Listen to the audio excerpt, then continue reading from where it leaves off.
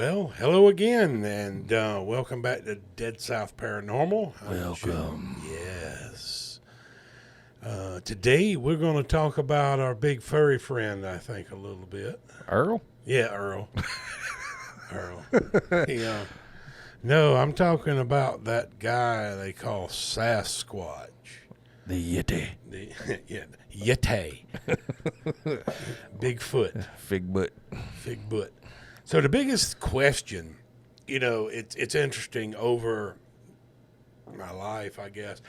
I've always heard about cryptids, I guess, would be the term called. I don't even know if I'd call them cryptids, but The missing link. yeah, we've heard about the stories of Bigfoot, Pacific Northwest, and some in the Appalachia Mountains and things like that, Blue Ridge Mountains, things like that.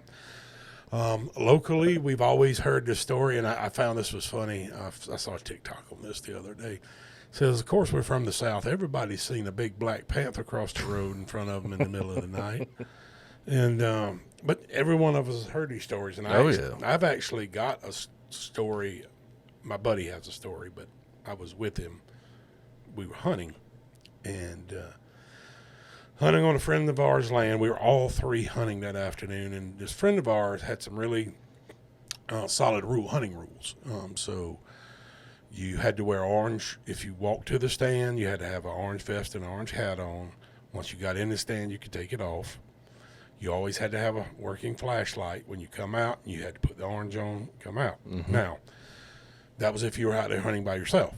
If you were hunting with other people, one person drove, and you would park, and that person would all do things. The other person, you might walk in, but the other person that drove would walk to the truck, and then they would go pick the other person up from the stand, and it was just safety. Yeah. And so one night we were all hunting, and the properties just it butts up in places to Broxton Bridge Plantation. Okay. And some of it where we were hunting was not that part, but it's still real close in that area. Yeah. So we're looking 4 or 5 miles south of Elkhart. We were hunting, and big timber woods and stuff like that. Not a lot of people out there whatsoever. Swampland. No, this was actually, so we were up a little bit. We were on the hill. Okay, so this wasn't down in the water yet. It wasn't down in the watery area of the Big Salkehatchie down there. And we were up on the hill. We would be, the road is called Backman Dirt Road. Okay. Just south. There's a big TV tower down there south going towards Hampton. Anyway, down this dirt road is about 3.5, 4 miles long. There's, at the time, I haven't been down that dirt road in years, so somebody liable to have built something out their house or something like that. It's owned by a couple families. A couple of families own all the land out there. And there was this old house. I'm talking about like 100 years old plus, like still had an outhouse until the day. The guy that lived in it was named Backman Fender, where the dirt road name came from. And no indoor plumbing type house. Gotcha. And he died when I remember Mr. Backman when I was very, very small. Yeah. But he died when I was very young, and his family had got the land and all of this stuff. So really, really old heart pine house. Mm-hmm. And this house was actually, it's still there, but you go out there and it's actually built up on like stilts, like a little bit. Yeah. I always thought that was weird. But anyway, so in front of the house, down a fire lane, a couple fire lanes come together, and there was a deer stand. Behind the house, there was some woods and a field, and I was in that field. And then the guy that owned the property was down a fire lane, way down far, and he had drove all us. We'd all got together and we was out there hunting one day. Well, my buddy that was hunting in the front of the house down the fire lanes, this dude was a hunter. Now he was no BS guy. He hunted, right? And he'd been in the woods all his life. He was, I like to say, kind of feral, but excellent shot. Yeah. All of this, nothing really bothered him. You know him, Duck Steely. No, okay, yeah. Yeah. And, man, we used to always hang out and stuff like that. Well, as it was getting later in the evening, I'd seen some deer, and we could shoot. It had to be a buck that you were going to mount, or you could shoot a doe. Well, I'd already shot my doe tag for that year. The guy that owned it would give us a couple of doe tags, and I already filled my doe tags. The only thing I was out there, I was hunting for big boy. Mm-hmm. And I'd seen some small bucks and does and stuff like that, nothing I'd shoot. Robert had obviously not seen anything either. He hadn't shot. Well, 25 minutes before dark, boom, we hear a duck shoot. And duck shot a 300 Remington Magnum. Excuse me, 300 Winchester Magnum. I'll get it right a minute. I shoot a 300 Weatherby Magnum. So duck had that's a big caliber bullet. Big muzzle brake on the end of it, makes a lot of noise, and he shot one time. So even if you shot, you weren't even supposed to get out the stand, wait till somebody come to you, and we go trail the deer. Well, you shoot a whitetail deer with a 300 caliber gun, it's probably not going to go that far, right? Yeah. And Duck was good enough. He's like most of us. He neck shoot and stuff like that, just kill it right there. So nobody thought no more about it. We finished hunting, in case we see something. Robert come and picked me up. We went to get Duck, and he was still up in the stand. And usually when they'd hear the truck, we'd hear the truck coming, we'd get out the stand. Get on down. He's still up in the stand.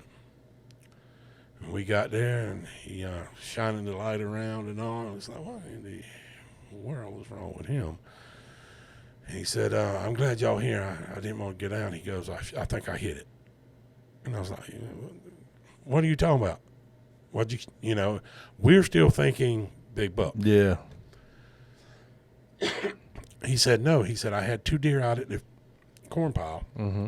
And in low country, South Carolina, it's legal to feed corn to deer. Some game zones it's not, so I have to explain that. And he said, no. He said, I had a couple of deer out there, and he said all of a sudden they ran off, and this black, what he described as a cougar, panther, came out, had a long tail, and was crouching, and while he was crouching, he took a shot at him. He didn't hit him. He said, I was so scared. He said, I was shaking. We didn't have no picture. This was the time before game cams and all this stuff. Way back when. Yeah, this was, we didn't have any of the technology we have now. But I know this guy, and he was a hunter. He killed deer. Like, he never missed. Yeah. And he'll swear to this day, if you talk with him, that he shot at Carolina Panther. I have never seen one. Yeah. But I've also was one of the first people to ever see a beaver in this area too. So, it's one of those weird things. So I don't necessarily call things like that cryptids, because I think there's a possibility that they're really hearing people lie to us about them. We've had bears in Walterboro, black bears in Walterboro. They are in the upper part of the state in places, and who's to say one doesn't creep down these swamps and byways and stuff like that. But what we're talking about today is ye old Sasquatch. Bigfoot. Not the monster truck. No. Even though that's a pretty cool topic too. Hell yeah. It's not what really we're about. Anyway, but Bigfoot has never been like one of those prevalent stories you hear in South Carolina. No, not here. Not here. We generally would find that Midwest, Kentucky, like I said, the Appalachian Mountains, Appalachian, however you want to pronounce it, Pacific Northwest, things like that. But the fact is that there have been an occasional sighting of a North American great ape in South Carolina and in towards the Midlands and in the Low Country. And I found that to be really interesting. When we look at the history here, we would hear stuff about gigantic alligators on the coast and stuff like that. Everyone heard the stories of the lizard man that we proved to be some dude in a rubber suit or something like that and things. Which unfortunately just takes away from the rest of the story. Yeah. The Low Country Thunderbird was one. Oh, yeah. Yeah, that was a Native American story. Like a Thunderbird, like a what is it? Like a giant condor almost. Yeah. No. But most recently, and we'll go back to a couple of them here, in 2022, I found this really interesting because this isn't that far, and this is down in the Low Country. Mm-hmm. This is down at the bottom end down here. So there were 3 visitors at Hunting Island State Park, which is in Beaufort County. That's correct. Out on the coast, obviously. They have a lighthouse there, and it's like a little campground and places like that. A lot of people go there. And this was in 2022. Around noon, they observed an animal there that was rather unusual. It was walking upright and measured 5 to 6 feet tall. They saw the creature moving into the brush as they left the lighthouse and at the park, and they stated the creature had the following characteristics. The legs were about 3 feet long. The knee was jointed much like a human. The hair was dark brown to black and was about 2 inches in length. The individual stated that they had visited the area frequently since the 1950s, so this is obviously an older couple. Correct. And they'd never witnessed such a creature. The individuals were then asked if they could have been other animals such as a deer, even a bobcat, but they were insistent that it was not. The superintendent of the park had deemed the report as being credible, and a full investigation has initiated on that. So as it goes on, it goes to talk about different things and who the Bigfoot organizations that are researching that. To date, they haven't found anything more. Now, as I think about this, I think it's of note that there are 2 monkey farms in 100% correct. Yamasee. But I will tell you this. None of them have anything remotely that big. No. And I know that for a fact because my wife used to work there. Huh. That's where y'all met, right? Yeah. What's the name of the monkey island out there? Morris? Morgan Island. Morgan Island. Morgan Island. Not Morris. Yeah, Morgan Island. So that's different. So interesting to note, we do have a Low Country ape population. Mm-hmm. Or primate population. Capuchin monkeys. Yes, exactly. Is exactly primate population. There you go.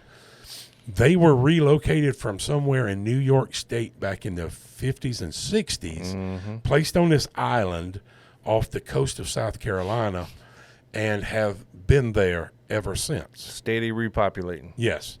The island is highly protected. You don't stop there. Don't set foot on it. Nope. There's all kinds of monkey disease out there, I'm sure, whatever monkeys carry. Monkey business going on. Reports of that, like, people have stopped there and their boats have been torn up and stuff like that. Jesus. Before. Yeah, that's your own damn fault. Yeah, that's right. But so we do have a population of primate in the Low Country, and we have to say that. We do have 2 farms. We call them the monkey farms. Yeah. They're owned by some research company. Yeah. So I'm sure. But they are not any way carrying large No, apes. they're not nearly that big. I'll tell you this much: they're strong, but Yeah. they're not nearly of the size as a gorilla or even what's the other one? What's the other one called? Chimpanzee. Yeah. But these are smaller monkeys, and the reason I know that, like I said, my wife used to work there. And not unless things have changed, but she did tell me that even the smaller monkeys have a ginormous amount of strength. She said that they always told them never turn your backs to the cage. And she was telling me one time that, they all wore overalls to kind of keep their clothes clean. And she was in there. She was doing something in one cage. Monkeys fling poop. Who flung poop? But So anyway, what ended up happening was she had her back to one of the cages, not meaning to, but she was dealing with something going on one side of the room, and one of the monkeys on the back side of the room actually reached out and grabbed her back pocket and almost ripped it completely off. Wow. These are much smaller monkeys, so just the amount of strength that they have, it's crazy. Yeah. So you got those. And I know for a fact that on occasion a monkey will escape from there. Oh, yeah. Number one, you can't tell me they don't. But number two, I know some people that live in Yamasee, and they'll get the phone call over the red alert system. Yeah. Hey, don't approach the monkey that just escaped here. The monkey that didn't just escape here. That's right. But all of those places, well, if you look at Morgan Island and Hunting Island, they are not by, as the way of the crow flies, vastly far apart. No. Yamasee to Hunting Island, that's a long way. Yeah. But none of the animals that I know of there meet those kinds of descriptions. Nope. So, could it be? My first thought, outside of ruling out it was Monkey Island monkeys or the capuchins or something escaped from Yamasee, is it someone's exotic? I don't think you'd keep anything that damn big. I know that's like it kind of reminds me of a chimpanzee is what they're describing though. Well, I don't know the way. I understand what you're getting at, but I don't think I've ever seen a chimpanzee that big. But I could be wrong. Oh, there's like monster chimpanzees. I don't want to meet them. These things are like ridiculous, dude. They scare me. It's like a giant goldfish. Yeah. I had no desire to meet a giant goldfish. Yes, I meant monster chimpanzee. I mean, okay, that's no. This is like, oh, the first thing is Monkey Island pops up. This is not our Monkey Island. Look at that thing. Is it not? No, those aren't capuchins. No, they're not. No. And this dude's hugging one. Don't know what that. I mean, monkeys need love too, I guess. No, look at this monster here. Oh, good God. No, he looks like a Goliath. I bet that is his name. I bet he looks like yeah, y'all can't really see this, but he is my size. He would win the Golden Glove boxing championship, 100%. Yeah, and like that guy there, so I'm thinking something. I mean, that's kind of like about a 3 foot. Yeah, I mean, like I could 3 foot legs. But the way they described it, I mean, I thought it 5 to 6 feet tall. Yeah, well, that's a little too tall, isn't it? Yeah, well, 6 feet would be just under my height, about your height. Yeah, so that's close. Yeah. I mean, it would be a giant, and so a giant chimpanzee. I would think, it would have to be like big. That almost to me rules out someone's exotic pet. Yeah. What could we dealing with? I don't know. But, I mean, this is just a long shot. But, I mean, we are here on the Atlantic seacoast. I mean, hell, what if something happened to be captured and put on one of these boats and it made its way on the land? Hell, I don't know. Yeah. Well, you look at... And the reason I say that is that we do have such instances in Florida with the Burmese python, the tegus, the big lizards and stuff like that. And, those were all exotics that were released into the wild. And so, that's kind of my first thought. Is it a native species? I would say no. No. But it came from somewhere. Yeah. If that's indeed what it was. And the reason I'm going to say that it's not is because, like you said in the beginning, it is an elderly couple. And I feel like, Cousin Vinny up there, when's the last time you got prescription glasses, dear? Yeah. I mean, I don't know. I don't know. That's a long shot in my opinion. And the fact that there just aren't any historical stories corroborating a large ape in the Low Country. Well, hell, there's sand all about. You mean to tell me they couldn't find any kind of footprints? Yeah. And if it was a primate, you would be able to tell. Very clearly. Yeah, and I mean, you're on the beach. It's nothing but sand, so you should have seen something, in my opinion. Yeah. But So, but you never know. You know, that's the problem, is that you really never know. 100%. I don't know why people can't get good video footage of this. Everything's on the potato phone. Yeah, I don't understand that. But not too very far away. It's kind of in another part of the state. This is from the town of Neces in Orangeburg County. Neces Pieces. Yes, sir. This was in July. It's been a while ago. Yeah, sometime 97. So Yeah. at 12 o'clock noon, the witness Jackie Hutto heard a noise and agitation from the dogs that she kept in a dog pen at the back of his family's properties. At first, Jackie went to the door of the home and yelled at the dogs to quiet down. After about 5 more minutes of the barking, Jackie went to investigate to see what was wrong. When Jackie arrived at the dog pen, he saw a large black animal pulling on the wire of the pen. Jackie walked around the corner of a tool shed, and there at the pen to get a better look at the animal. And when he looked around the corner of the pen, he saw an 8 to 8.5 foot tall Bigfoot. He measured its height by the fence, which is approximately 9 foot tall. So Yeah, he had something to scale it to. yeah, like scale means a lot. Yeah. Pulling at the wire on the pin, then the Bigfoot turned, looked at Jackie, and when he turned its whole body towards Jackie, not just his head. That's when Jackie ran for the underwear drawer. Yeah, he went and got his brown pants. Jackie screamed and ran towards the house. Looking over his shoulder as he ran, he saw the Bigfoot turn and run toward the forest. So they were running opposite directions of Correct. each other. It sounds like a Looney Tunes cartoon almost. He mentions he heard it grunting as he ran, and he also heard its footsteps as he ran, like a loud thumping sound. That was Jackie catching his breath. Yeah, when Jackie screamed, his brother David, who was 16, ran outside to see what was wrong.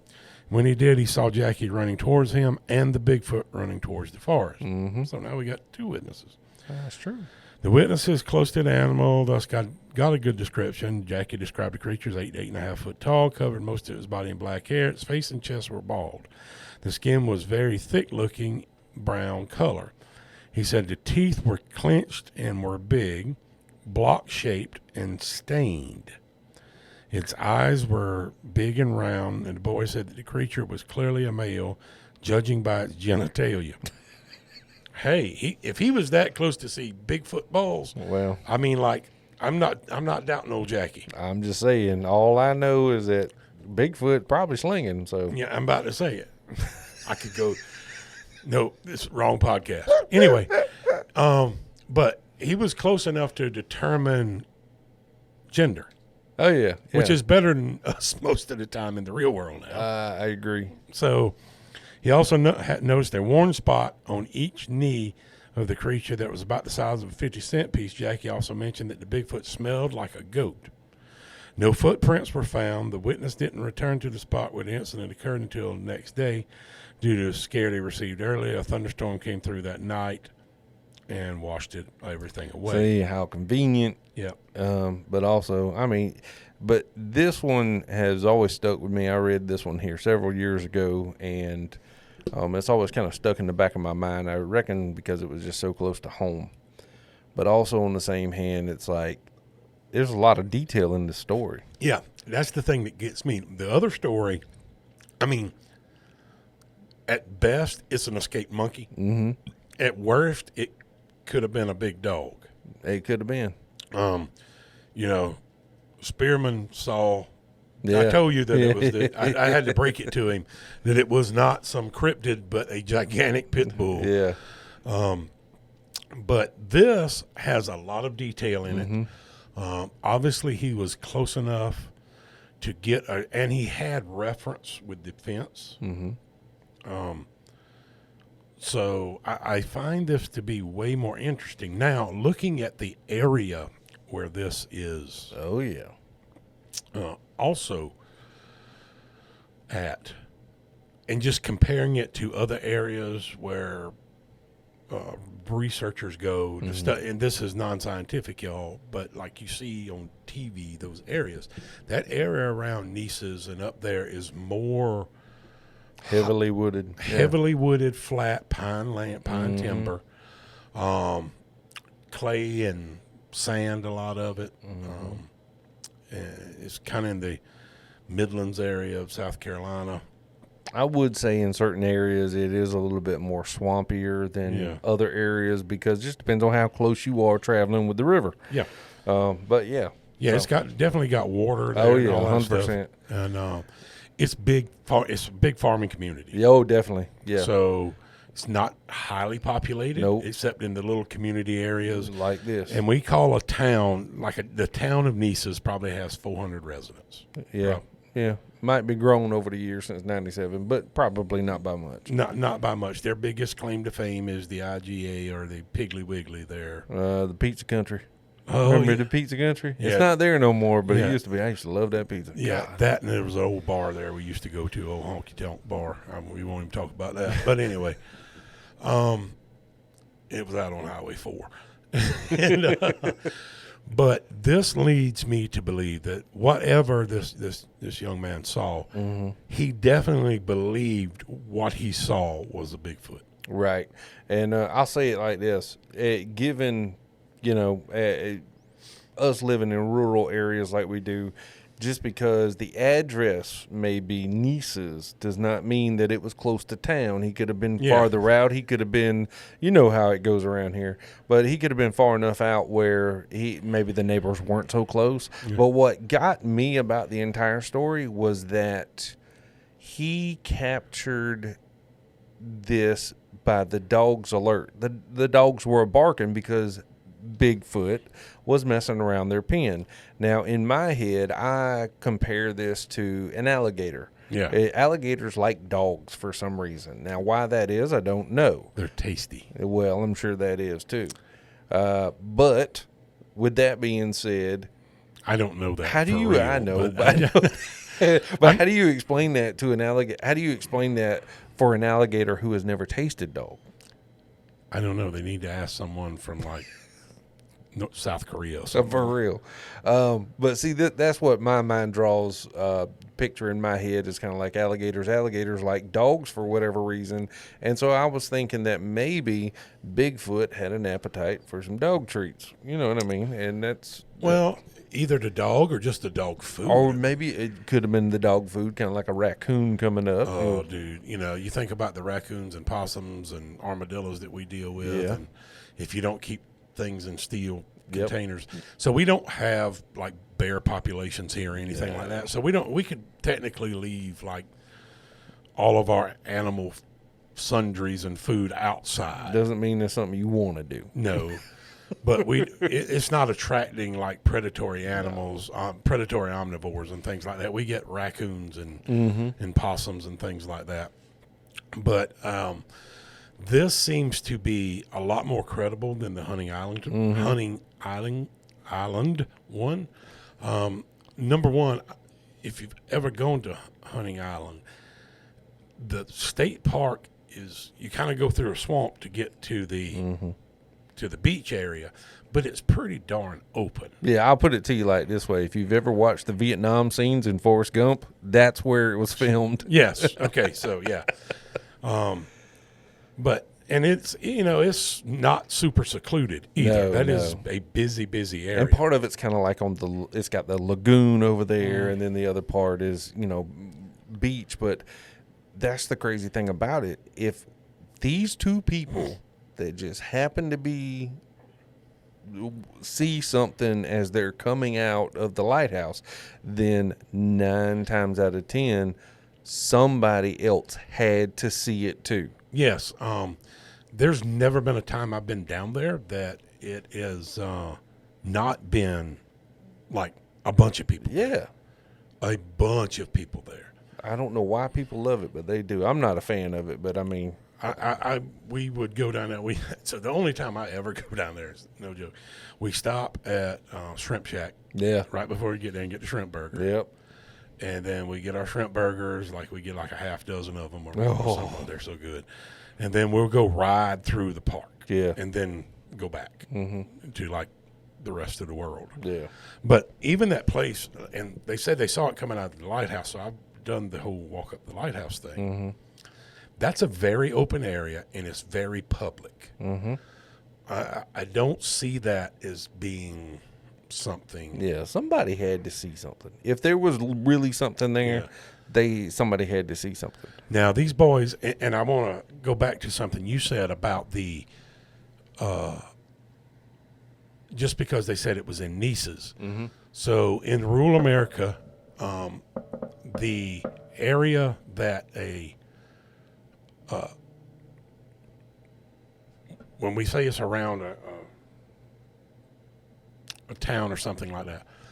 So Nice's is anywhere in that Nice's zip code, whatever their zip code is. And so that could be 100 square miles. Just depends on how it's. So this could absolutely been in the countryside, not in the downtown area. It didn't give an address, obviously, to protect the people. But, you know, you've heard in the past, and again, not many stories about this, but I have heard some of the old folks say, you know, and some of that was, I guess, peppered with some belief systems from the Native Americans and things like that. Right. And just like in Appalachia, you know, you never want to stay outside after dark type thing. I've heard some of the old people around here say that because there's just things in the woods that they don't understand. And whatever it is or it isn't, I find that really interesting.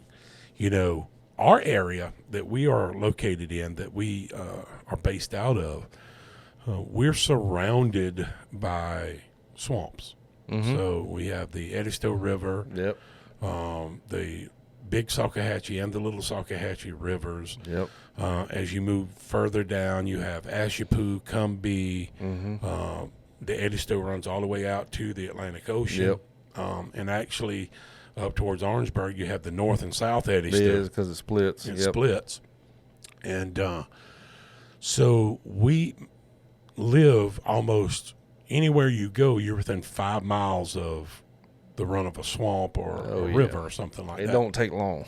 So in those areas are really, you know, there's no population in them whatsoever. They're basically just whatever's living out there. And, you know, I've been in the woods all of my life, and I can tell you for a fact that I've heard sounds that are not from any of that I couldn't place to a native animal. I actually did before Dead South, a friend of mine came to me with an audio recording of this was in the countryside in Hampton County. Okay. And it was of this animal sound. And immediately I heard it, and I was like, well, it's not anything that should be there. You know what I mean? Like it was, you know, it wasn't, you know, like a deer or a fawn. And, you know, deer can make other noises other than just snorting and stuff like that. It wasn't, you know, and this was at night, so you kind of rule out a lot of your animals. It wasn't a raccoon or anything like that. And I actually got online and just started comparing the sounds. What I came up with, going back to the original story about the panther, that it could only be a big cat. See, I don't want to be out there in the dark with a big cat, especially when I can't see. Yeah, and I'm not talking about a big house cat. No. I'm talking about some sort of predatory cat. Yes. Predatory feline. Yeah, and that was the only sound, and it matched perfectly. Interesting. And I was like, you know, that just is proof to me there that there are things out there that either Department of Natural Resources knows about and they won't let us know about it. Yeah, Because, don't tell us. because maybe there's not big enough populations. They don't want the people to hunt them or whatever, That's or to true, try to too. protect it, or they just don't want the hysteria that some of it would cause. And I'm not being a conspiracy theorist with that. I think it's probably more the former, that they just want it protected. Because, we know, and I'm kind of like this amateur herpetologist type thing. I love snakes and stuff like that. I don't go around grabbing every snake in the world, but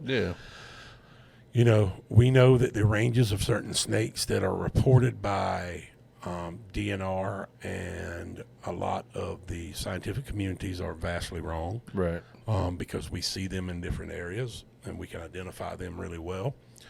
And they're not transplants; they're just moving, or they're there. Right. That was one thing. There was certain birds that have reportedly gone extinct within the last 100 years in South Carolina that we have validated sightings of, but they refuse to acknowledge it. So is there kind of I don't want to say government cover-up, is there the government protection going on? Because I really think at times, and I know most of our DNR folks, especially that work around here, whatever they're doing is for the protection of the animal. True. You know what I mean? I don't think they're just hiding it because there's some primordial 8-foot tall ape running around in Nice's. They just don't want people to go out there and kill it. Right, because that's people's tendency. Yeah. I'll say it like this. I don't believe that anybody that is, a field agent or whatever you'd like to call it for DNR is actively, trying to protect Bigfoot or any other missing link out there. But also on the same hand, most people do like everybody else, and they're just doing what they're told by their superiors, and it's passed down higher ups until you get to the top. Well, see, that's the thing, is that I don't necessarily believe that anybody's out there to do bad. But then again, I mean, certain people are. Don't get me wrong. Yeah, there's but bad when it people. comes to stuff like this, no, I don't believe it. I will say that I believe that there are things out there that we don't understand, things we haven't found yet, things that we don't have enough concrete evidence of. But I believe for that sole reason that you just named, that if there is someone out there with more information than the public currently knows, it's for good reason. And, Yeah, I agree 100% that there's probably a reason that they're keeping it from us at times, whether that's aliens or well, they've panthers. Already come out with the report about the aliens now. Yeah. But I think, when you look at, I look at Nancy Pelosi, yes, I believe in aliens. Yes, and there's a lot of things I believe. But, there's not a far stretch from aliens to swamp panthers in the low country of South Carolina, to be honest with you. Not really. In that aspect of protection. Could you imagine? Skunk ape.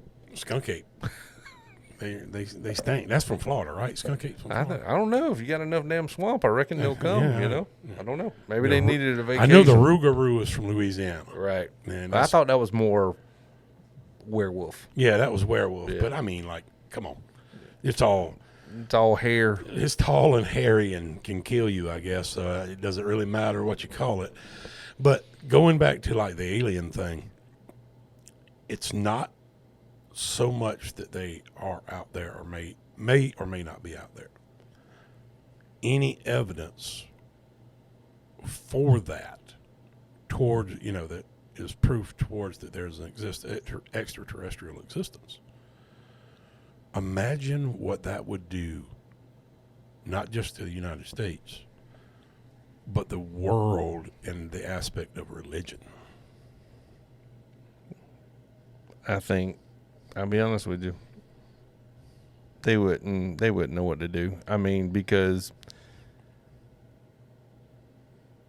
in my head, they would denounce it and curse it and everything else, and it'd be a demon. Yeah, try to baptize it, but I mean, it is what it is. But that's the thing about it, is that most people don't like change, and when you mess with a smaller system, well, it's a pretty big system, but when you mess with a smaller system, depending on what religion you are, and if you're in the Bible Belt or not, but when you mess with that system, people get irate because, and that's just, and I'm not talking about supernatural and paranormal here. I'm talking about, oh, you changed the songs we sang on Sunday?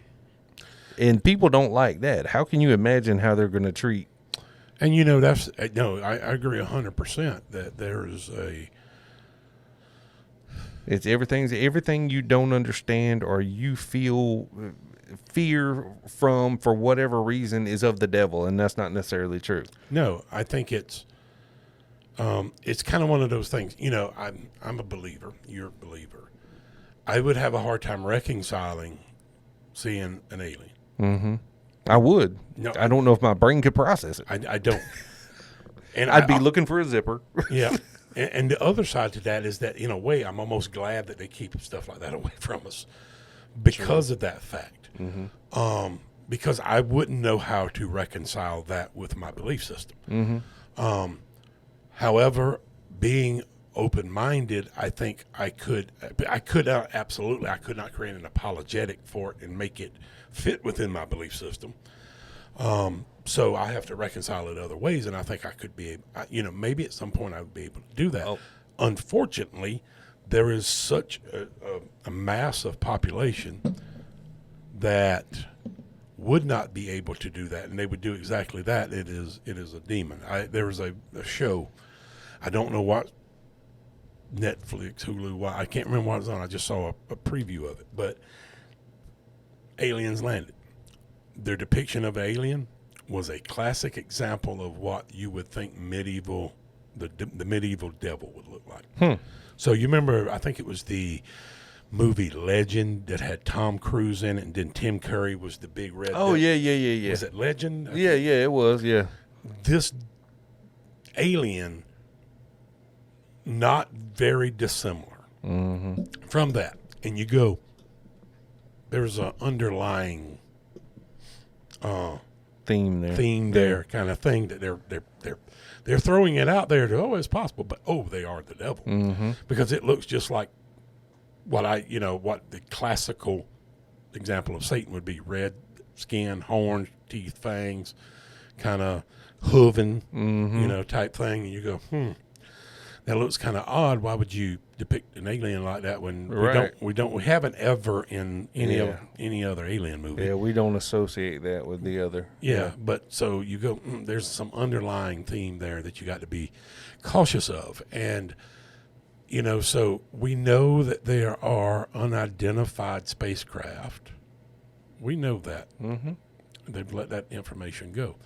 That does not mean necessarily that it's alien. No. It could be a foreign country with other technology that we don't.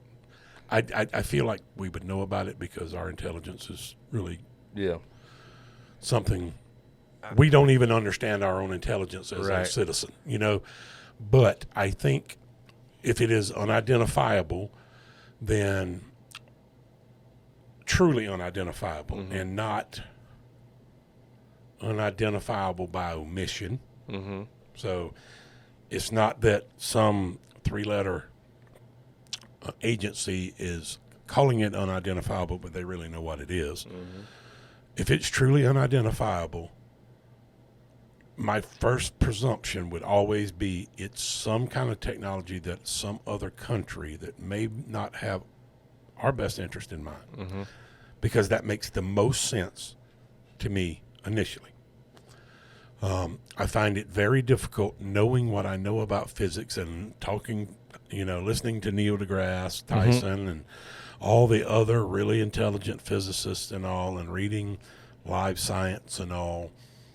I find it very difficult to be able to understand a alien civilization being able to traverse the galaxy in the time frames that would require that, and just show up here with our knowledge of current physics. Now, maybe there's a whole other section of physics that we have not discovered yet, because we are a primal civilization, and these are more ancient civilizations out there.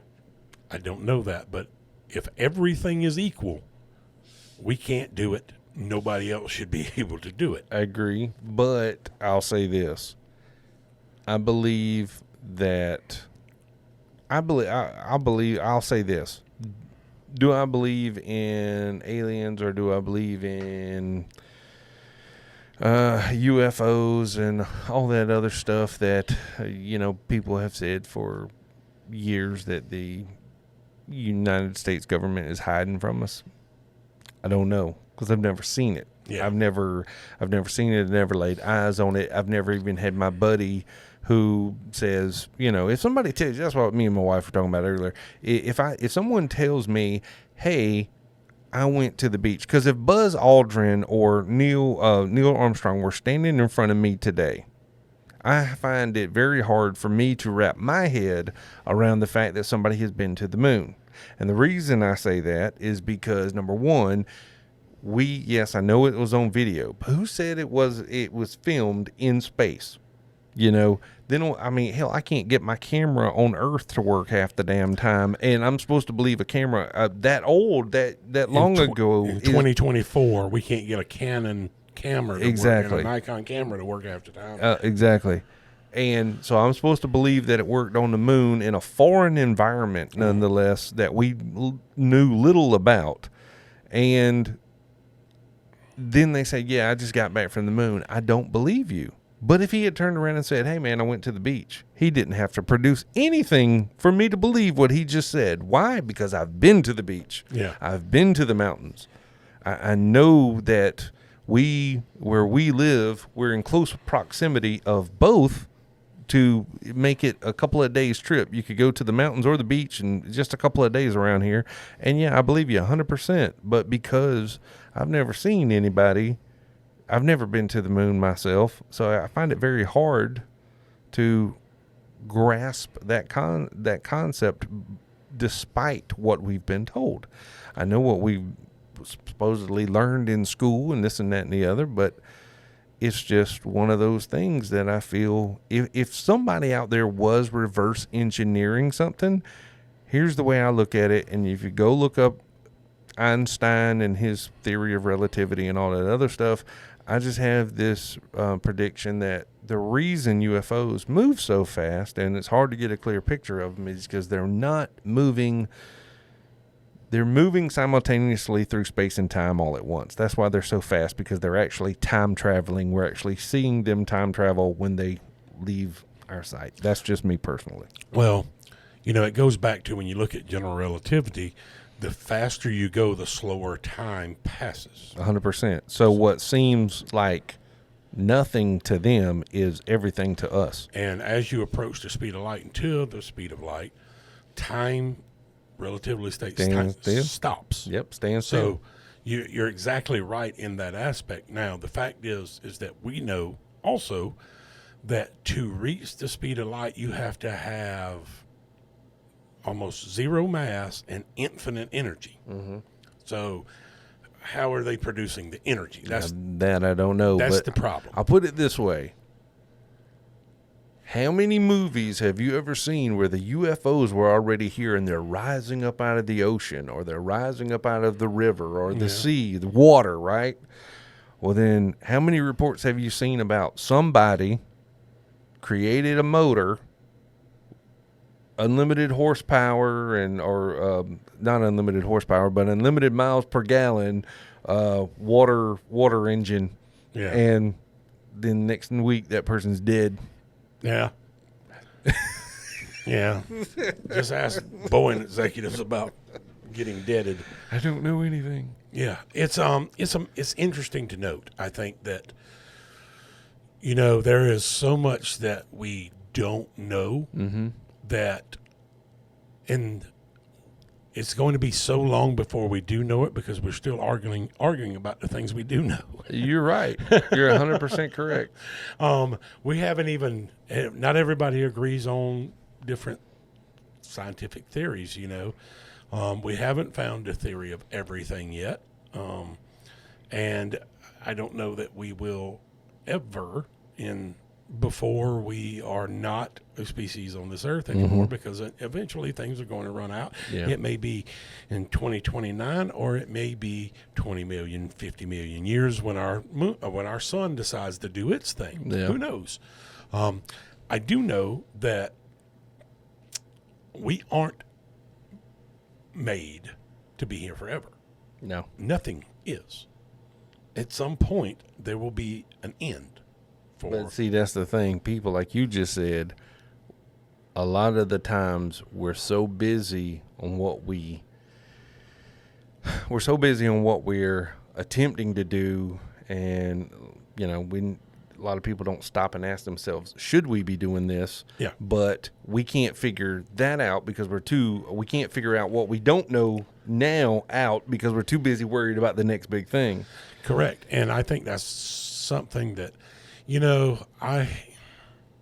that's just like, hey, I'm trying to figure out the whatever, that's just like this Manjaro and Wegovy and all this other shit that's come out in the past few years. Yeah. Semaglutides and all that other stuff for weight loss. Well, we can create this drug that, it helps with diabetes and other stuff, but guess what? Side effect of it is it helps you lose weight. That's how good it is. Have we cured cancer? No. Too much money in it. Exactly. There's too much damn money. Hey, I take Ozempic, so I can tell you that it does both. It is great for diabetes. Mm-hmm. That's the only drug I take now for my type 2 diabetes. That's great. And my A1C was 6.1 when I had it checked 2 weeks ago. That's awesome. Also, I've lost 60 pounds. Damn. So, which also helps with your type 2 diabetes. Hell yeah.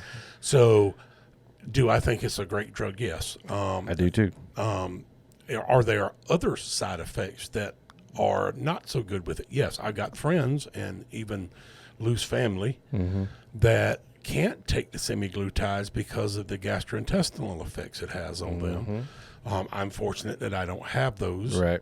And so we have gone from the point of taking medications and looking at this. So the number one most prescribed medication in type 2 diabetes is a drug called metformin. Mm-hmm. Yep. I took metformin for about a month, and I'm not kidding you, and this isn't a joke, but it is funny as hell. You couldn't stand up out of a chair without crapping your pants. It made it's horrible. It is a horrible drug. Did it help with blood sugar? Yes. Yeah. The other side to that is that it made you you had constant loose bowels. Yeah. And I went back to the doctor. I was like, dude, I am not doing this to myself anymore. I've got to buy new drawers every friggin' week. And he started laughing. He said, all right, we'll put you on glipizide. And, oh, by the way, there's this new stuff out. Your insurance covers. It's called semaglutides. Mm-hmm. The biggest one out is Ozempic. I want you to start taking it. But, by the way, it's going to make you nauseated for the first 3 or 4 days. Mm-hmm. It's going to make you just kind of feel sick. He said, once you get a couple weeks in, that'll go away. That'll kind of go away. For the first 3 months, I would take the shot, and it would cause me to be sick for about 2 days. Mm-hmm. But my blood sugar never got over 130. That's right. So I said, I'll take the nausea for 2 days to have 5 days of normal blood sugar and eat what the hell I want for the most part. Right. I just don't eat near as much. I don't have the appetite. Now I don't even have the nausea and things. Mm-hmm. My blood sugar still stays great. I don't have the biggest appetite in the world. I eat proportionate stuff now. I lose a pound or two a month from it. I'm not losing weight fast, so it'll stay off better. And it works wonderfully for me. I'm glad I have that. The problem is that just about all of my family died from cancer. Mm-hmm. And we are no closer to solving that problem. Nope. Just like you said. Because there's no money in cancer cures. Exactly. There's only money in the treatment. Oh, by the way, those semaglutides, the Ozempic without insurance would be almost $900 a month. Mm-hmm. I'm fortunate. Or you could be like me and have the insurance, but they don't cover it because it's a weight loss drug. oh, you're just trying to lose weight. Yeah, but you're not seeing what my doctor said I'm on the verge of if I don't lose the fucking weight. Yep, that's exactly right. Fortunately enough, I was diagnosed with diabetes before all the weight loss stuff came in, and I still had to this year send a certification statement that I have type 2 diabetes signed by my doctor and my insurance company to pay for it. But that's where we're at. So, sorry to get on that tangent, but it's the damn truth. It is. And truth is scarier than what some of the shit we talk about on here. Truth is way scarier than fiction a lot of times, man. It's so interesting, though, that when, we talk about the moon landing, I have always been divided. I've never really held a stance either direction on that. This is part of me is one of the greatest advancements in mankind. The other part of me is why we hadn't done it 20 more times since then. We're on the same wavelength because just a couple of things. Number one, that I read up on was like the Buzz Aldrin and Neil Armstrong were about the same height and weight. And if you watch the video from what I read online is that people say if you look at the shadows, that the shadows of the two don't really add up, and which makes people think that maybe there's more than one light source coming at them. And then that's just like when they landed the little lunar module, when they landed it, that they had these little rockets on there to kind of help stabilize it and soften their landing, right? Well, if that was the case, then where's all the dust that got kicked up? Because you see these astronauts kind of bouncing around and everything because it's not zero gravity, but there is some gravity to the moon. So if that's the case and they're bouncing like this, well, then you would see dust cloud come up and then settle back down. That's the way I see it. Yeah, I think there's a lot of questions there. And no answers. Yeah, and, it's the trust us, we're the government, we're here to help. Yeah. And the answer's in the omission sometimes. And, there's been, I don't want to say government cover-ups, but, that came at a time where there was, well, let's be honest, that kind of came at a time where there was a lot of social strife in the world. What better distraction? Oh, yeah. So I'm going to say this now. And now we're into government conspiracies, which is a whole new ball game. A whole new ball of wax. So let's look at just in the past 2 weeks. Okay. So I talk about this on the other podcast a little bit, but I think it's worth saying. Cat Williams went on the Shay Shay podcast, blew the roof off everything. Now we can tag Cat Williams in this stuff, maybe. Since then. No, bitch. There was a difference between jail and prison. I was never in prison, motherfucker. Those goddamn white babies' deaths. That is a Slavic baby, an Icelandic child. That baby got a 730 credit score right now. I just broke a tooth. Anyway, all right. Claim it on your insurance. That's right. So they'll pay all of 10%. P. Diddy. Yeah. All of his stuff. And now all of a sudden that's all coming out. It's all coming out. But then all this bad stuff coming out. A boat runs into a big bridge in Baltimore at the same time. It's too much shit too fast. Too much coincidence. I'm going to say it like this, and no, I don't know the man personally, but all I'm going off of is everything. It just seemed like as long as Diddy has been out there, it would seem that something would have come up before now. And what I'm going to say on it, I believe he's taking the fall for somebody else. I just think they were too quick to point the fingers too fast. Now, I do not know any of the details. I'm going based on everything else. I think he is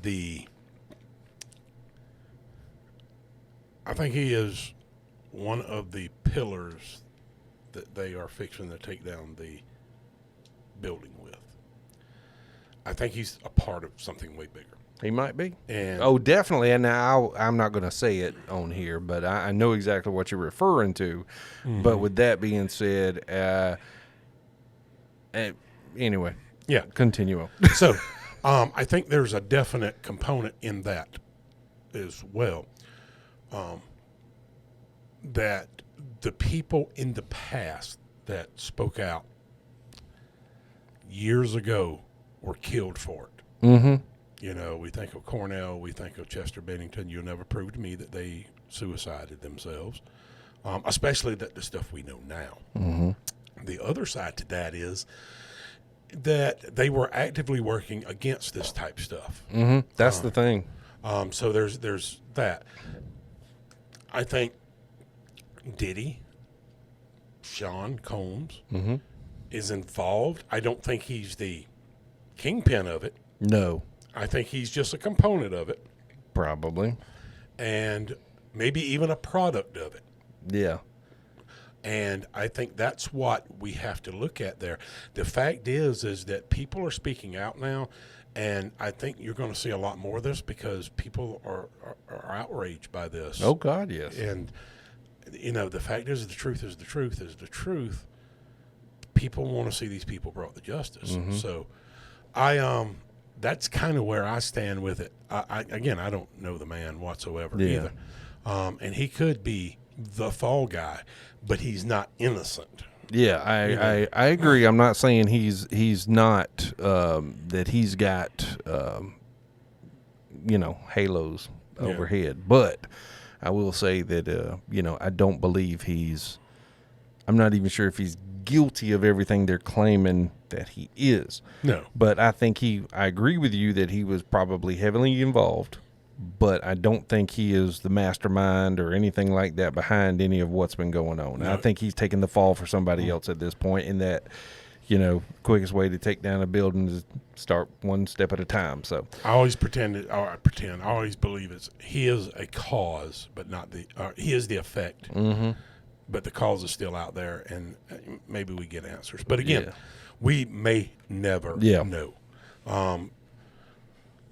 Hey, while we're on the topic of things we don't know. What don't we know? We don't know a lot of stuff, but I do know if you go over to Dead South Paranormal and like and follow us, you'll get to see or listen to our videos at least once a week. We have a new episode out every Monday morning. You can like and follow us on Facebook and Instagram at Dead South Paranormal. On YouTube, Dead South Paranormal SC for South Carolina, SC. And that's where our investigation videos are there as well. Yes. And then email us at deadsouthpodcast@gmail.com. If there's anything you want us to discuss, you got a monster in your backyard, email us and let us know. But with that said, we have come to the end of our time here. I'm good. Y'all have a good week. Y'all stay safe. I hope the eclipse didn't get you. And we'll see you on the next one, folks. Yep. Take care.